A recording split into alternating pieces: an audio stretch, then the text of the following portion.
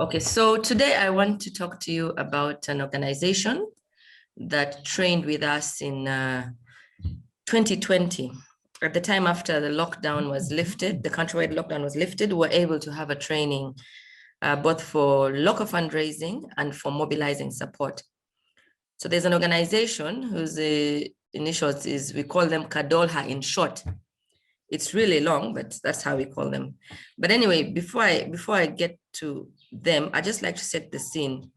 For the Ugandans that are in the room with us, and maybe a few of our Dutch partners who have traveled, you know that one of our tourism sites for Uganda is really at the silverback gorillas. This is in southwestern Uganda, close to the border of Congo and of Rwanda.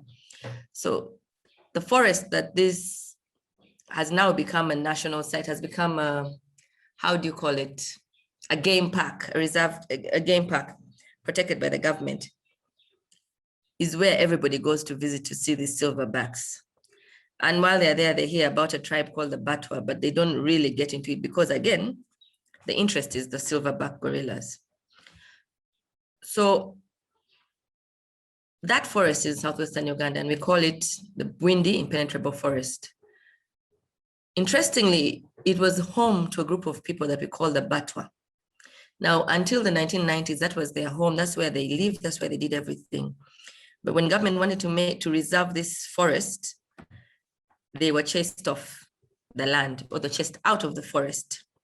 So what it meant is that they lost their livelihoods, they lost their homes, lost the way of living, and they had to become squatters on the land of others. Now, of course, because they were a bit of farmers, the only thing they could do is to work as bonded laborers on people's gardens.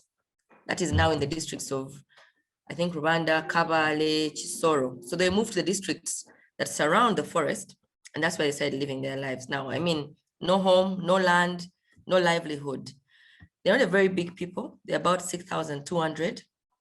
And I mean, they were hunters. They ate from the forest, they live in the forest, and they still practice Asian traditions.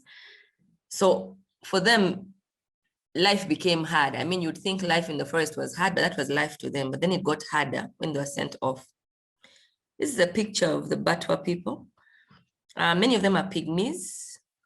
I think the tallest person in that picture is one of the staff of KADOLHA. But this is what an indigenous MUTWA person would look like, right? Being a MUTWA is hard because healthcare services is not something you can come across every day. We are told that out of 234 households, only 13 people can visit a health facility. Now, for those of us who go to the doctor every time something is wrong, that tells you that, I mean, only 13 people in 6 months or a year. Infant mortality rate is high. I mean, they have no homes. They live in, I would call them shanties. Most times you find them sleeping on the ground, just in a sweater, or sometimes not even covered. Poverty levels are high. Food is not assured. And because that region is really cold, especially in the rainy season, it gets much colder, they revert to drinking alcohol to keep them warm. So alcoholism is really high.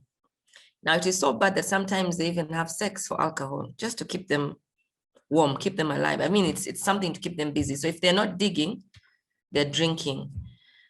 And then, of course, that means that you'll sleep where your head falls. So, of course, HIV rates are high. There are stories you hear when you're working with the people, with our partners that side, about how they share wives or they exchange wives, exchange partners. So being a MUTWA is not one of the best things. And you would imagine that in the world we live in, the century that we're in, that this actually happens in the corner of our country. But that's the reality of being a MUTWA. So their future is really bleak. Their lives are really hard. So enter KADOLHA. This organization is working with vulnerable children living HIV/AIDS. But one of the things they do is that they work with the BATWA. They try to help them to change their lives. This is a picture we took during the coaching we had after our training, because part of our training trajectory is that we don't only train you in the classrooms, but we follow you to your ecosystem to understand better how you work and help you apply our lessons taught in the classroom to your reality.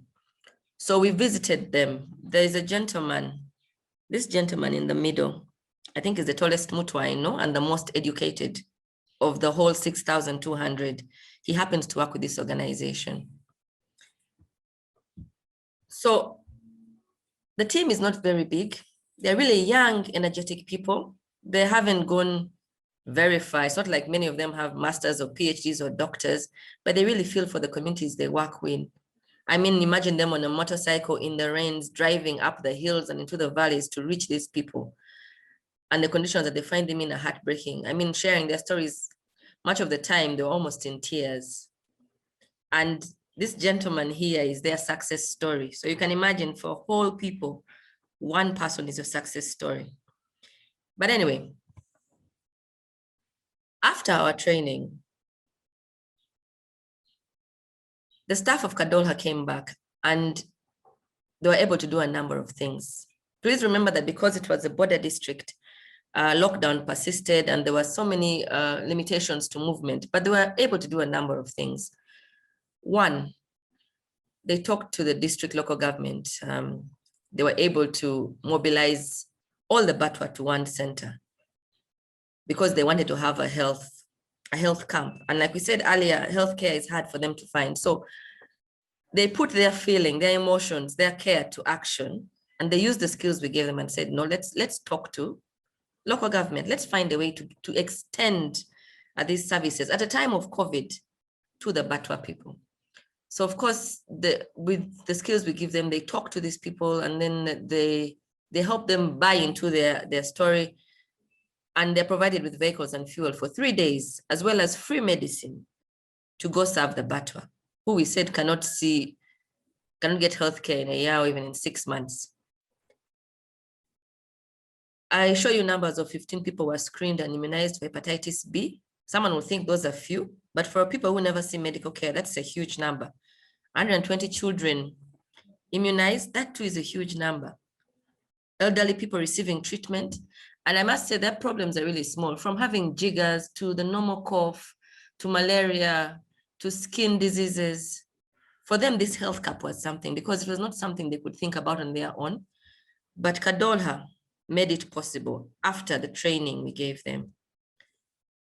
We had referrals to hospitals, people with HIV were being treated. And as a result, the district health teams agreed that actually they needed to give more support to the BATWA, and then entered formal arrangements with Kadolha because, I mean, this is where Kadolha works. So it is very easy for them to go on with their partners to service these people. So there's been a bit of progress. And I think if I were MUTWA, I'd be happy because, I mean, I never saw a doctor. I had aches and pains, and all of a sudden, an organization has made this possible. And I didn't have to spend a single shilling because, I mean, we are poor. We would not have money to pay for this. This is a picture of Amos, the boss of, the head of Kadolha, treating jiggers in an elderly woman. And like I said, their problems are really simple. The rest are all waiting for their turn. And for me, this is a story that really touched my heart because one would think, okay, to solve these problems, you'd need a lot of money. You'd need some kind of intervention that was huge. But with the training that we gave Kadolha, they understood that it's not about cash. It was about solving the need at the time. And like I said, it was during COVID, they were not digging, they had no income. Kadolha staff also solicited food, and this was 2,000 kilograms of maize flour. They also were able to raise other items by pitching to local Rotary clubs. I mean, COVID, wash your hands, but these people don't have clean water. They don't even have soap. So the small things that the Kadolha staff decided they could do to help make the lives of the BATWA better. These are pictures of the food being distributed. I mean, the food came from businessmen in Kabale town, the beans, the maize flour. I mean, for you who has not been able to, you not know where you'll get your next meal, this is a godsend. It's practically manna from heaven. And this was only possible because the mindsets of the Kadolha staff were changed after they went through our training. Of course, just to tell you where and when this food was taken, how many people got this. I mean, for a small group of 6,200, this was a huge input into their lives, right? Since many could not even afford 3 meals a day, but all of a sudden they were sure that, yes, I mean, there's something. So Kadolha was able to touch their lives in more ways than they'd ever planned in their offices or in their proposals to donors or in their intervention areas. They saw a need and they used the skills and the ideas they had gotten, and they helped to make people's lives better. Now, you'll ask me why I'm telling you about Kadolha and I'm telling you about the BATWA, but it can't get any more practical than that. You have a small organization, very few staff, not a lot of funding, but doing big things, making big changes in the lives of many, developing a people who are ancient and sometimes called backward, caring about their needs. Andrew Hingre is one of the staff, and he says it changed his thinking about fundraising. He knew that it could only be done from rich countries, but now he knows that it can be done successfully locally. And can be done successfully locally because his understanding of fundraising was changed from just money, but to encompass in kind. And in this case, in kind was the health teams that came and took the expertise to the health camp to treat the BATWA. In time. So the health teams give time, and then the medicines from the health center are in kind. The food, in kind. The support from the Kadolha is in kind. At no point in my story have I talked about money. At no point in my story have I said, oh, so-and-so gave us this number of shillings, maybe Wilda Hansa sent us a few euros. No. All this was made possible because money was taken out of the equation, and the understanding is that the funds this time had to be in kind and in time. In kind was the health treatment, the health facilities, the medicines, right?